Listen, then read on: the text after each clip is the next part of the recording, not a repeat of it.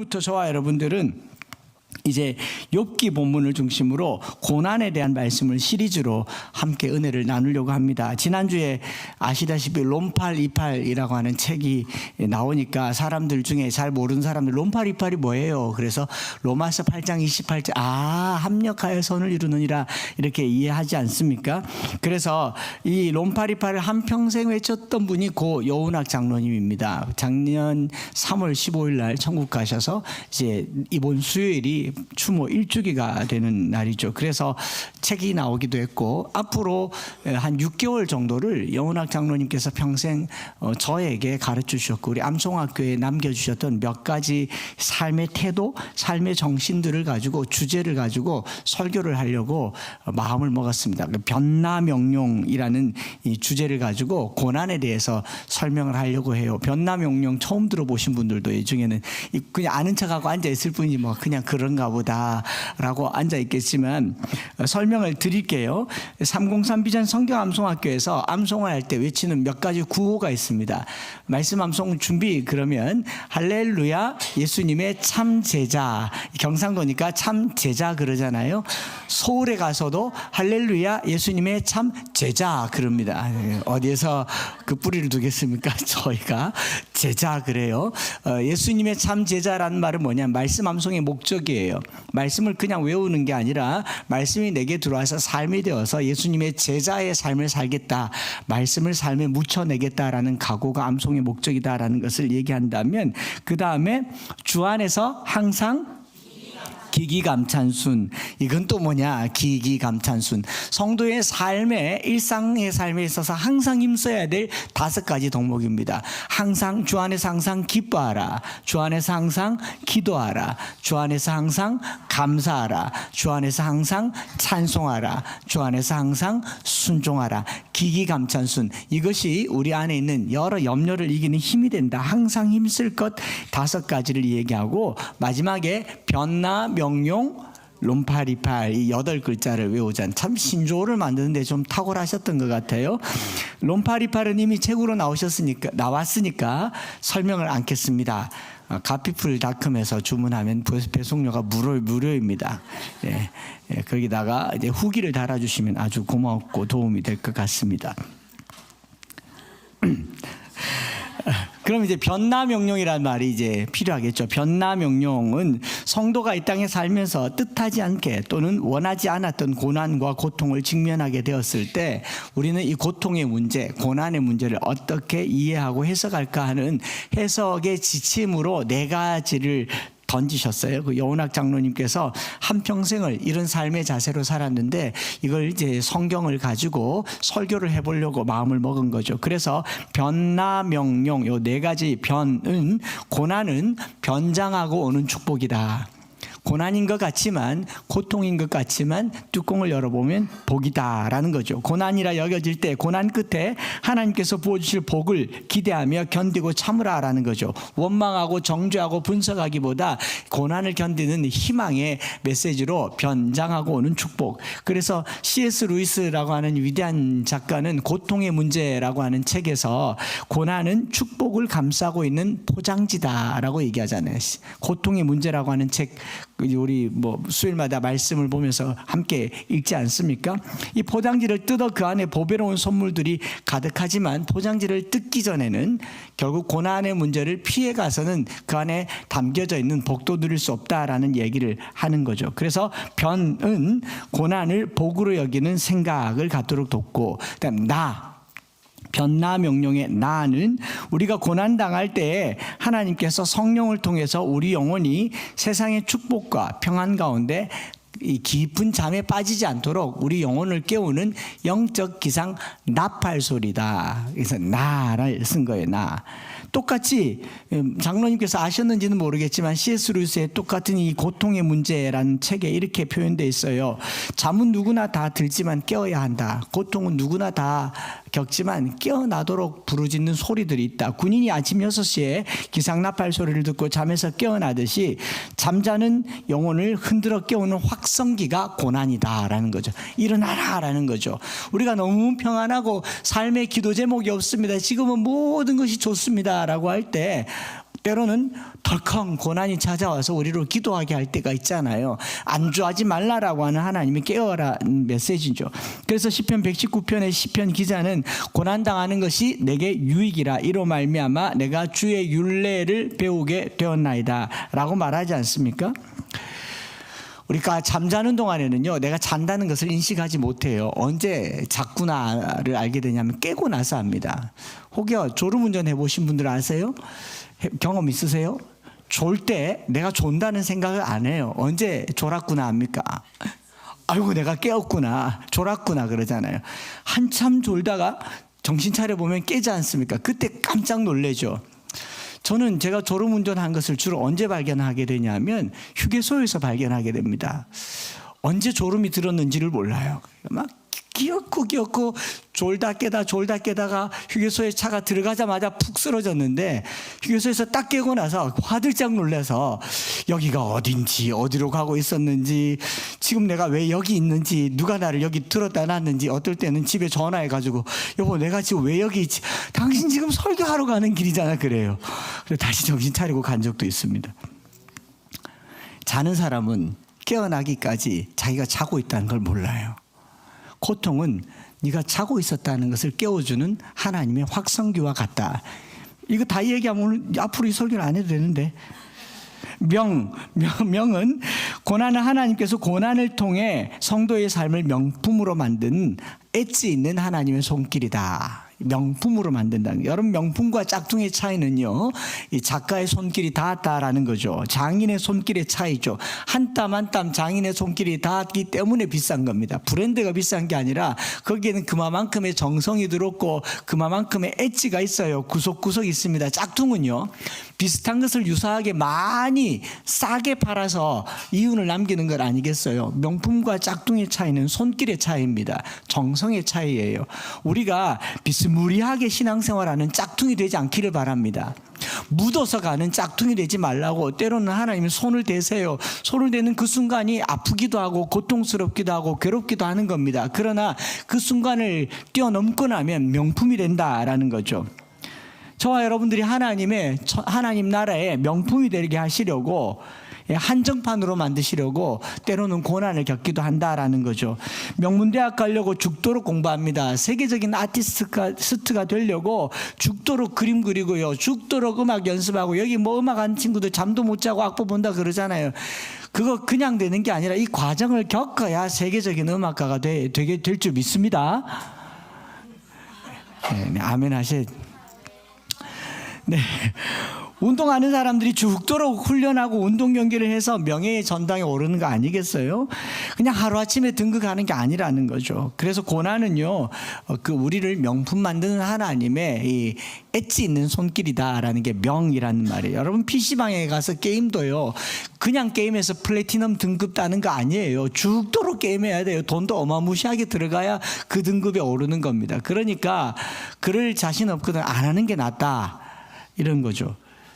프로게이머들이 얼마나 피눈물 나는 연습을 하는가를 보세요. 키보드를 다 뜯어내고 자기가 치는 키보드만 보잖아요. 그 정도로 애를 써야 된다. 때로는 하나님께서 우리 신앙의 이 퀄리티를 높이기 위해서 고난을 주시기도 하신다. 마지막에 용은, 하나님은 우리에게 고난을 거룩이라는 용광로를 통과하게 하셔서 불순물을 제거하고 순결하게 하신다라는 거죠. 이렇게 하는 것들을 앞으로 한 10번 정도 설교를 하게 될 겁니다. 앞으로 고난 이야기를 하니까 계속 이제 공감도 되기도 하고 왜 저런 이야기를 하나 싶기도 하겠지만, 함께 은혜를 받는 시간이 되었으면 좋겠고요. 아무튼 우리가 여러 모양으로 경험하는 고난이라고 하는 것의 실체는요, 실체가 없습니다. 때로는 이유도 없고요, 개인마다 차이가 있고요. 어떤 사람은 고난이라고 그러고 어떤 사람은 그거 가지고 뭐라 그러노, 내가 더 힘들다 뭐 이렇게 말하기도 하고, 니만 고난 당했나 이렇게 말하기도 하고, 고난의 문제를 얘기했다가 손해보는 경우가 훨씬 더 많습니다. 극복하는 과정도 얼마나 많고 다양한지, 누가 어떤 고난에 처했다고 하면 이 사방팔방에 있는 사람들이 다 감초같이 달라들어서 이거 해봐라 저거 해봐라, 왜 애를 낳으려고 하는데 이 병원 가봐라 저 병원 가봐라 한의원 가봐라 심지어는 사주팔자까지 들먹이면서 자기가 놓을 것도 아니면서 그렇게 막 훈수를 두잖아요. 고난당하는 사람들이 이 두 번 고난당하게 되는 경우가 많습니다. 그래서 이 고난을 이야기하는 게 쉽지 않더라라는 거죠. 앞으로 10여 주 동안 이런 설교를 할 예정인데 주요 본문은 욥기가 되겠지만 강해 설교가 아닌 주제 설교이기 때문에 여러 성경에서 고난들을 함께 다뤄보려고 합니다. 이렇게 한 번도 해본 적이 없고 또 목회자가 다루기 제일 힘든 주제가 고난과 관련된 설교입니다. 축복 얼마나 좋아요. 축복 듣기만 해도 기분이 좋잖아요. 벌써 눈꼬리가 내려갔지 않습니까? 근데 고난 얘기하려면 긴장이 됩니다. 그래서 그동안은 제가 저와 여러분들이 책별로 성경을 계속 강의하다가 어느 날 성경 연구하는 게 조금 몸에 있고 타성해졌고 그럴 즈음에 우리가 습관대로만 살아서는 안 된다. 이것도 고난이겠죠. 그래서 수요일날 말씀 묵상하시는 여러분들과 함께 이 주제를 던졌더니 전부 당황을 해요. 본문을 던져주셨어야죠. 본문을 주셔야 우리가 연구를 하죠. 이렇게 얘기를 하는데 주제를 가지고 말씀을 함께 연구하려고 하니까 힘들어지는 거죠. 그런데 여러분, 우리는 성경을 연구하고 해석하려고 신앙생활하는 게 아니에요. 성경에 숨어져 있는 뜻을 발견하려고 성경을 연구하거나 성경 공부하는 게 아닙니다. 성경대로 살려고 하는 거잖아요. 살려고 하면 우리 인생에 가장 크게 닥쳐오는 큰 주제가 뭐냐면 고난이라고 하는 거죠. 고난. 이 고통의 문제에는 예외가 없잖아요. 그래서 욥기를 가지고 함께 고난의 문제를 다룰 텐데 42장이나 되는 긴 본문을 다 다루지 않는다는 게 은혜가 될 줄 믿습니다. 그죠? 변나 명령 이 네 주제만 가지고 욥기를 포함해서 여러 성경 본문을 다룰 것이기 때문에 아무쪼록 바라는 것은 고난에 관한 이 한 10번, 12번의 설교를 들으면서 우리의 삶에 고난이라 여겨지는 부분이 있다면 하나님께서 붙들어 주시는 이 메시지를 가지고 신락 같은 희망을 가지시기를 축복합니다. 제가 여러분들이 고난을 극복하게 해주겠다. 고난의 문제를 해결해 주겠다. 안수해서 고난을 풀어주겠다. 삶의 문제를 풀어주겠다. 그러려고 설교하는 게 아니라고요. 저는 물고기 한 마리도 못 고칩니다. 그러나 하나님께서 왜 이런 일들을 겪게 하는지 함께 다뤄보려고 하고요. 제가 설교하면서 마음에 들었던 부담은 뭐냐면 겪어보지 않은 사람이 이런 걸 이야기하는 걸 말할 자격이 있나? 목사님은 우리를 모르지 않는가? 목사님은 아파보지 않았지 않는가? 목사님은 내가 겪는 고난을 이해할 수 없어. 제가 가끔 그렇게 들어요. 목사님은 아내를 모른다면서 명절 때 아내들이 얼마나 힘든지 모른다고 이렇게 얘기하면 제가 아내가 돼야 되잖아요. 아내로 끝나더라고요. 그래서 상대방이 겪는 느낌을 느끼지도 못한 채 강단에 이걸 설교하기 때문에 되게 어려워서 저나 여러분들이 앞으로 12주간 무슨 기도를 해야 되냐면 고난을 이야기할 때는요. 누구든지 고난 가운데 있다고 할 때 그의 고난을 내가 느낄 수 있도록 공감의 능력을 달라고 기도하시기 바랍니다. 저도 그렇게 기도하면서 이 자리에 섰습니다. 공감하는 은혜를 부어주시기를 축복합니다. 손영원 목사님께서 애양원에서 사회 가실 때 한센시병을 앓던 사람들에게 다가가면 다가갈수록 자꾸 밀어내요. 자꾸 밀어내. 왜 밀어내냐? 당신은 멀쩡하지 않느냐? 당신이 아무리 하나님은 사랑이다, 예수님이 우리를 위해서 죽으셨다고 해도 당신은 멀쩡하지 않느냐?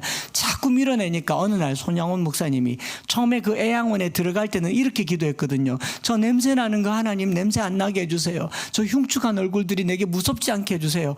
다가가려고 하니까 냄새도 무섭고 그 얼굴도 무섭고 두렵지 않게 해달라고 기도했는데 이제는 그들이 자꾸 거부하는 거예요. 거부하니까 나중에는 이렇게 기도했다지 않습니까? 하나님, 저도 한센시병을 걸리게 해달라고.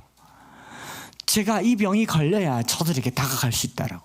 이게 고난을 다루는 사람들이 자세여야 합니다. 멀쩡한 사람이 아픈 사람에게 많이 아프지 우야노 이렇게 해서는 전혀 위로가 안 된다는 거죠. 기본적으로 고난의 문제를 다룰 때는요, 그의 아픔을 내게 달라고 하는 기도가 필요합니다. 저도 그게 필요하고 여러분들도 그게 필요하고, 그래서 함께 공감하도록 기도하면서 이 고난을 다루었으면 좋겠고, 무엇보다 암투병하는 사람에게 가장 큰 위로는 누구겠어요? 의사? 아닙니다. 간호사? 아니에요. 옆병상에 누워 있는 같은 암 환우잖아요. 환우회라는 게 있더라고요. 같은 병을 알아보지 않은 사람은 도저히 이해할 수 없다라는 거죠. 이게 비근한 예가 될지 모르겠습니다만 치질 수술을 해가지고 너무 아파하니까 옆에서 극공감을 해주더라고요. 심지어는 막 쩔뚝거리면서 가는데 어떤 자매님이 출산하는 거 다음으로 아프다니까 위로가 많이 되더라고요. 아, 우리 집사람이 이렇게 아팠구나. 제가 뭐 알겠어요. 같이 아파본 사람만이 아파할 수 있는 게 고난의 문제 아니겠습니까? 그러니 저와 여러분들이 이게 성경에 있는 고난을 해석하려고 하기보다 함께 아파하려고 하는 공감의 능력에 그 능력을 받는 12주가 되었으면 좋겠습니다. 저도 이 설교를 하는 순간 어느 순간 저도 모르게 엘리바스가 되어서 이게 고난입니다. 빌닷이 되어서 이렇게 극복해야 됩니다. 소발이 되어서 뭐 개발 소발 나발 그러고 있을지도 모르겠단 말이죠. 그렇게 되지 않으려면요, 함께하는 은혜가 필요하다라는 겁니다. 마침 이 설교를 준비할 즈음에 내년 2월에 부흥회 요청이 왔고, 원래도 부흥회를 안 하는데 부흥 집회를 해달라는데 명절 때 와달라고 했던 그 교회가 서울역 바로 앞에 있는 쪽방촌에 있는 사람들, 한 100여 명 되는 사람들, 쪽방에 사는 사람, 노숙자들 사역하는 사람들에게 말씀을 전해달라고 하는데 이렇게 멀끔한 모습으로는 도저히 다가갈 수가 없지 않겠습니까? 그래서 저는 고난에 대한 설교를 하면서 제 머릿속에 저기 끝자락은 내년 2월에 내가 어떻게 저들에게 다가갈 수 있을까를 고민하게 될 겁니다. 이게 고난을 대하는 자세여야 하지 않겠습니까? 왜 저 사람들은 길거리에 나앉게 되었으며 왜 쪽방에 살게 되었으며, 그 사흘 동안 제게 강사 숙소라고 알려주셨던 숙소가 쪽방촌 위에 있는 쪽방이래요. 쪽방에서 잡아야 되지 않겠느냐라는 거죠. 호텔 아닙니다. 근데 굉장히 마음에 사모함이 생겼어요. 나 같은 사람이 어떻게 그렇게 고결한 곳에 갈 수 있게 되겠는가. 사모함이 생겼는데 고난을 얘기할 때 공감하는 마음과 그들처럼 되고자 하는 마음, 이 마음이 우리 주님께서 2000년 전에 이 땅에 오신 이유입니다. 하늘 보좌에서 우리를 구원 못하시겠습니까? 구름 위에서 우리를 구원하시지 못하겠어요? 왜 인간으로 오셨겠습니까? 우리의 고난에 동참하시기 위해 주님 오셨잖아요. 그래서 고난의 문제를 다룰 때는 항상 동참하고자 하는 자세가 필요하다는 것을 얘기를 합니다. 그렇기 때문에 조금 전에 소개해드렸던 C.S. 루이스도 고통의 문제라는 책 제일 서문에 이 문제를 다룰 때 나는 익명으로 글을 쓰고 싶었다라고 말했어요.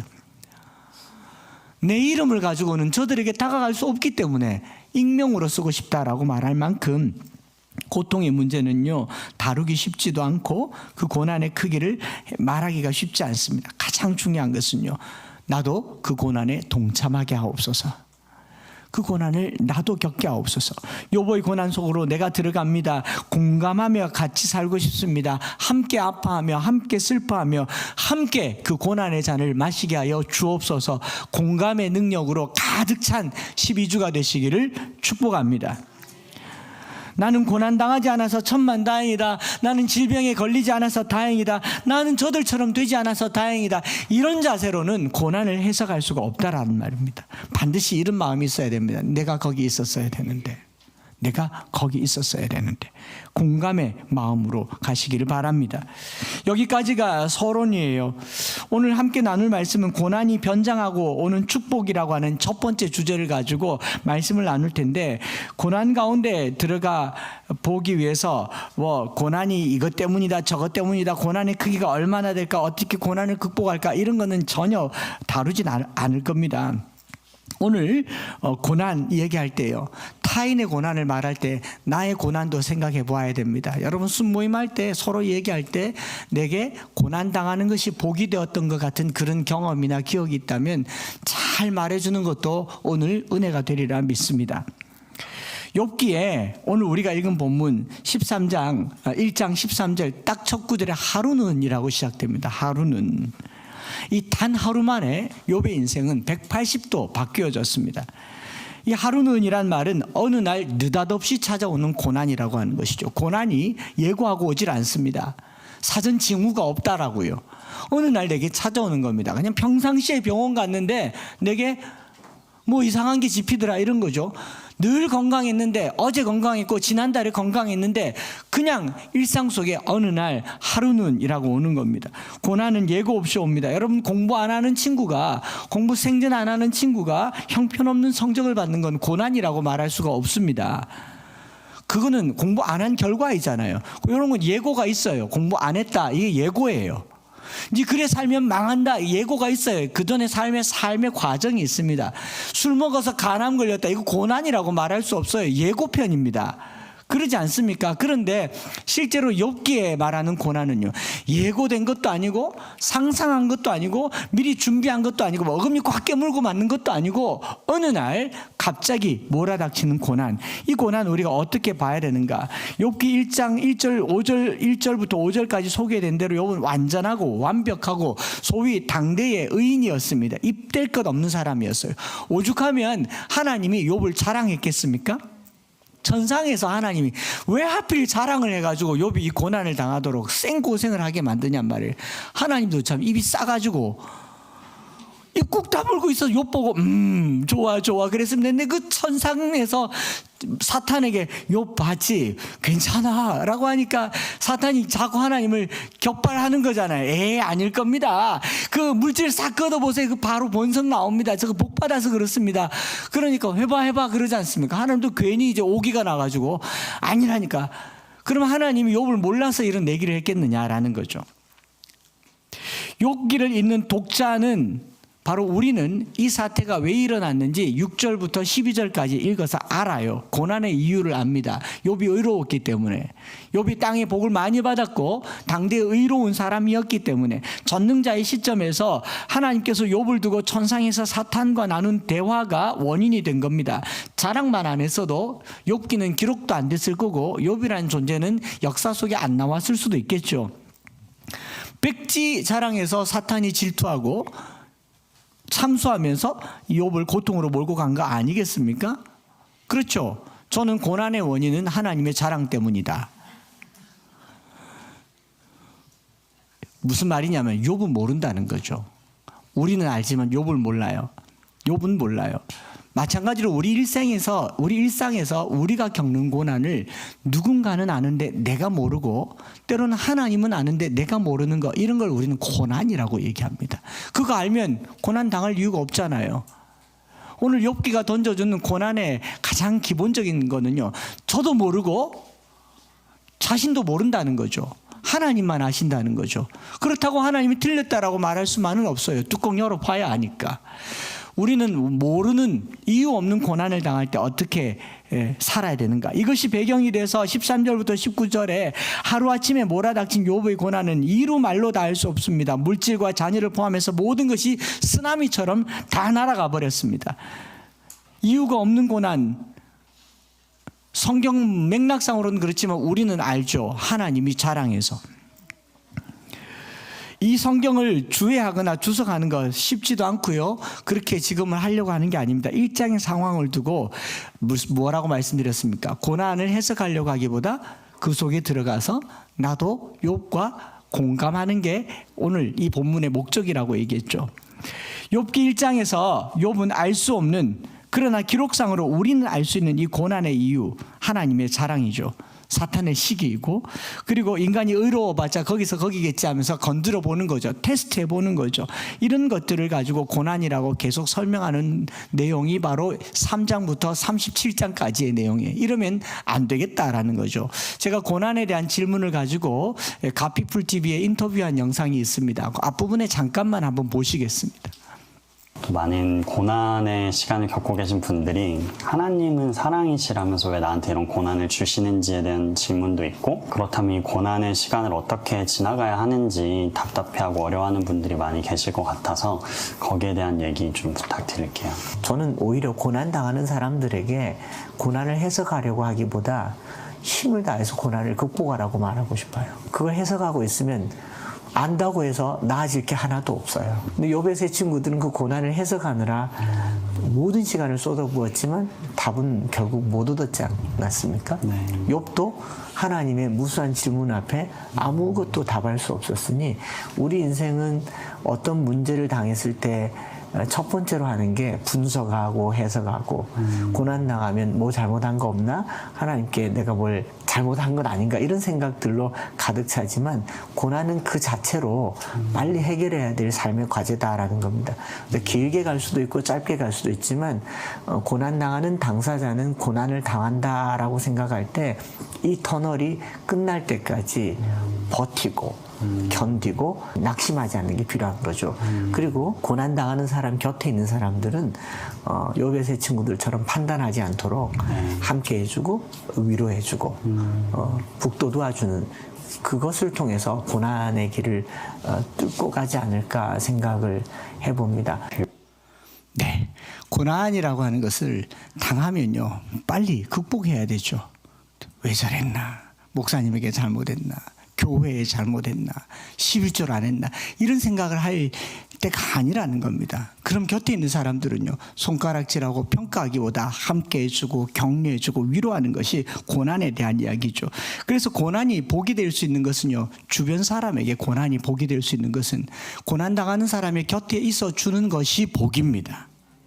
하나님께서 고난당한 사람의 곁에서 복의 기회를 주시는 거예요. 그 사람의 필요를 채워주시려고 기회를 주시는 겁니다. 그런데 우리는 그 기회를 엘리바스처럼 또 소발처럼 빌다처럼 해석하고 분석하느라 시간을 다 써버린 거죠. 그 많은 이야기를 할 동안에 집이라도 지어줬을 거 아니겠습니까? 잿더미 위에 앉을 게 아니라 좀 좋은 목욕이라도 시켜줄 거 아니겠습니까?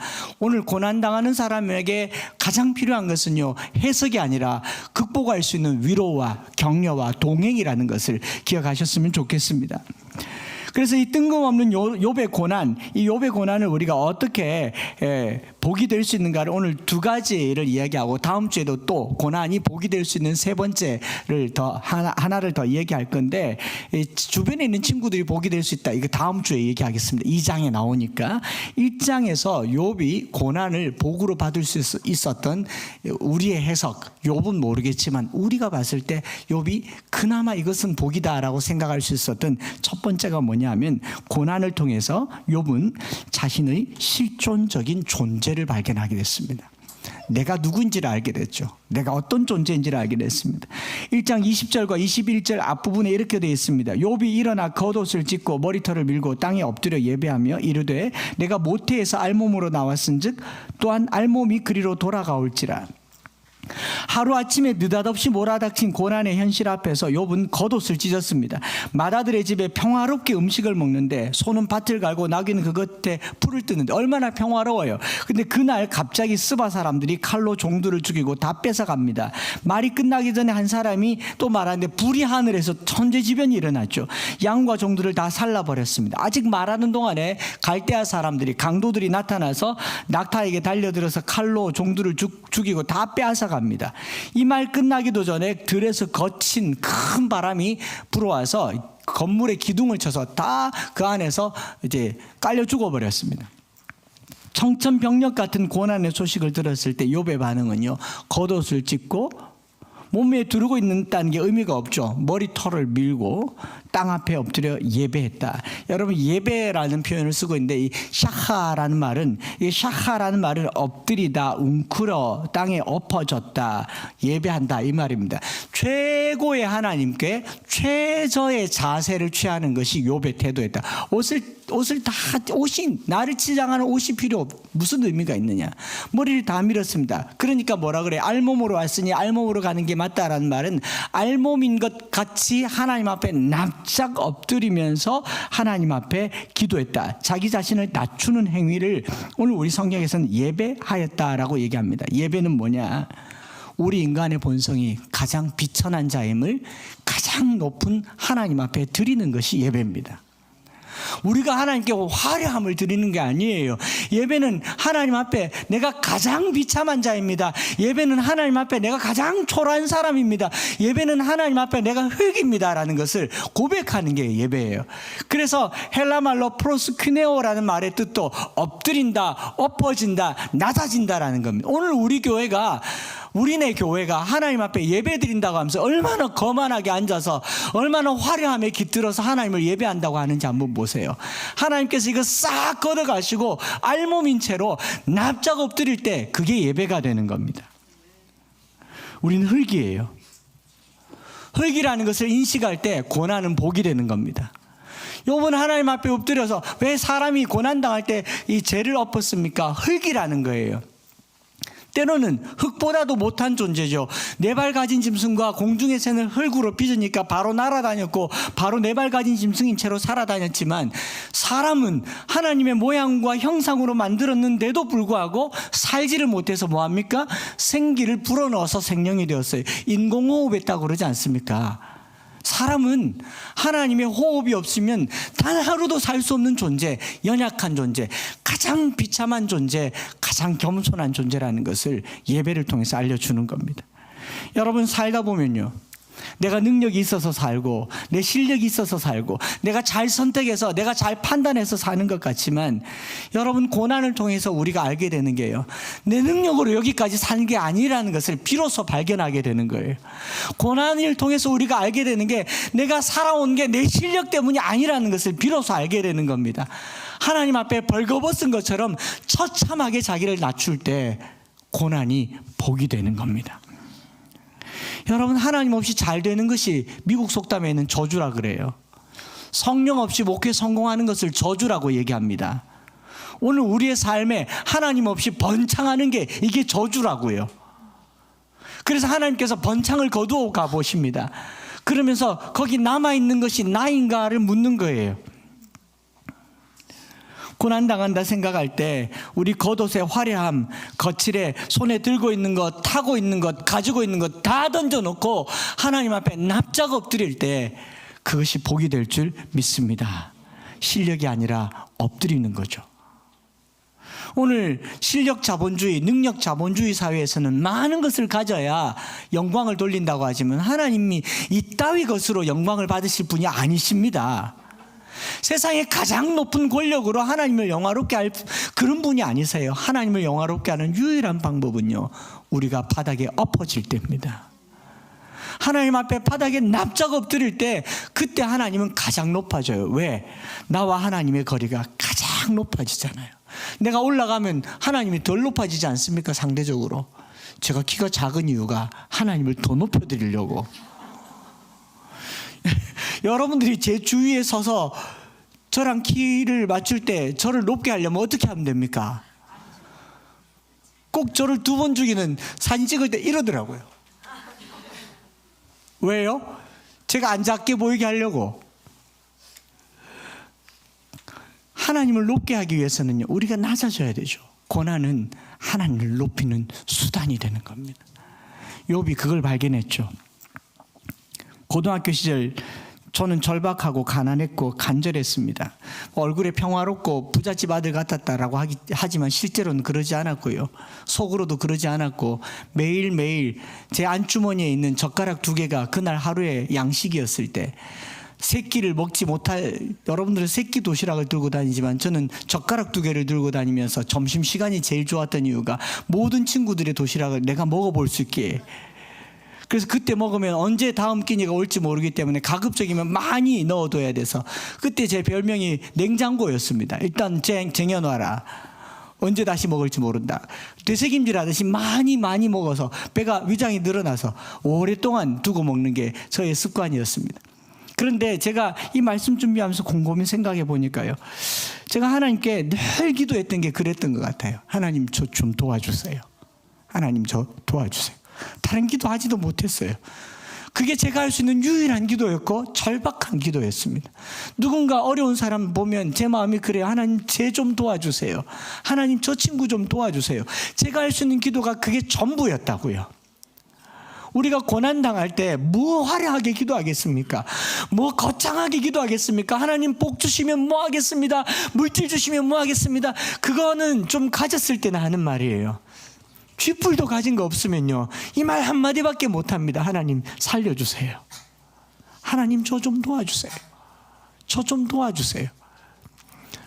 그런데 그게 오늘 저에게 복이 되었습니다. 많이 가지는 게 제게 하나도 부럽지 않게 되는 것. 이게 다음 주에 더 나누어서 얘기할 텐데요. 2번째로 욥이 고난을 통해서 얻은 복은 뭐냐면, 욥은 고난을 통해 하나님을 향한 비상착륙 활주로를 갖게 됐다라는 겁니다. 고난은요, 하나님을 향하여 비상착륙하도록 돕는 활주로와 같은 겁니다. 욥기 1장 21절과 22절에 이르되 내가 모태에서 알몸으로 나와 싸운즉 또한 알몸이 그에게로 돌아가올지라. 주신 이도 여호와시오 거두신 이도 여호와시오니 여호와의 이름이 찬송을 받으실지어다 하고 이 모든 일에 욥이 범죄하지 아니하고 하나님을 향하여 원망하지 아니하니라.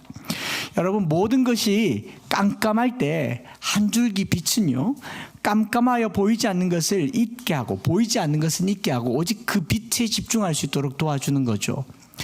깜깜함이 찾아왔을 때 고난은요, 그 어둠 뒤에 숨어있는 뭔가를 찾으려고 하는 게 아니라 그 깜깜함 중에 유일하게 비추는 빛으로 집중하게 하는 은혜가 있습니다.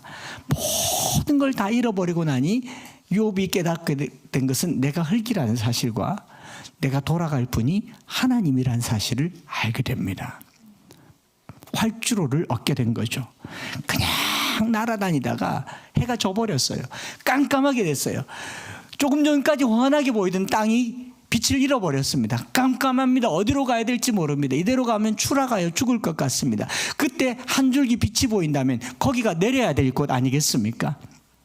우리 하나님께서요, 그렇게 적어봤어요. 비행기가 밤에 착륙할 때 깜깜한 땅과 하늘을 바라보면서 어딘가 길을 찾지 못할 때 공항에서 비춰주잖아요. 서치라이트로 여기가 길이다 하면서 쫙 비춰주면 거기만 집중해서 내리면 됩니다. 그런데 이 비행기 조종사가 기장이 어제 낮에 환하게 잘 보였는데 여기는 나무도 있고 여기는 산도 있고, 그리고 자기 기억과 감각과 그동안 봤던 걸 따라가면 어떻게 되겠습니까?